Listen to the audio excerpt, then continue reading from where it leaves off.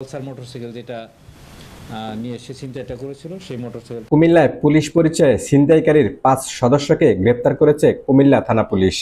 এ সময় তাদের কাছ থেকে ছিনতাই কাজে ব্যবহৃত পুলিশের বিভিন্ন সরঞ্জাম এবং বেশ কিছু অস্ত্র উদ্ধার করা হয়।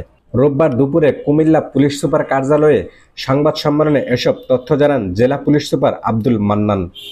সংবাদ সম্মেলনে তিনি জানান, সম্প্রতি কুমিল্লা নগরীর কয়েকটি স্থানে ছিনতাইয়ের ঘটনা ঘটেছে, যার মধ্যে একটি ঘটনায় পুলিশ পরিচয়ে ছিনতাই করা হয়। ঘটনার পর থেকে পুলিশ বিষয়টি নিয়ে কাজ করছিল। ছিনতাইয়ের ঘটনার সঙ্গে জড়িতদের গ্রেপ্তারে পুলিশ অভিযান চালিয়ে বিভিন্ন স্থান থেকে ৫ জনকে গ্রেপ্তার করে।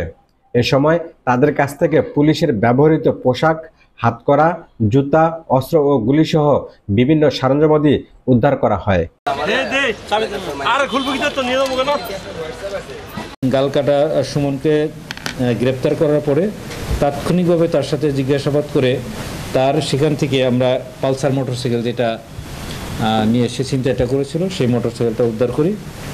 পাশাপাশি আরও বেশ কিছু জিনিস সেখানে পাই। আসলে সে যেহেতু প্রফেশনাল ছিনতাইকারী, কোনো সময় সে পিক আপ ব্যবহার করতো, কোনো সময় মোটরসাইকেল ব্যবহার করতো, কোনো সময় হেঁটে হেঁটে এই কাজটা করতো। তার এখান থেকে একটা পিক আপ গাড়ি, তালা কাটার যন্ত্র থেকে শুরু করে অনেকগুলো বিষয় উদ্ধার করি। এবং এই ছিনতাইয়ের বাইরেও মানে ওই যে ফাহমিদা আক্তার যিনি বাদী হয়েছিলেন ভিকটিম, ওনার যে মালামাল, এর বাইরেও আরও বেশ কিছু ছিনতাইয়ের আমরা আলামত তার বাসা থেকে উদ্ধার করি।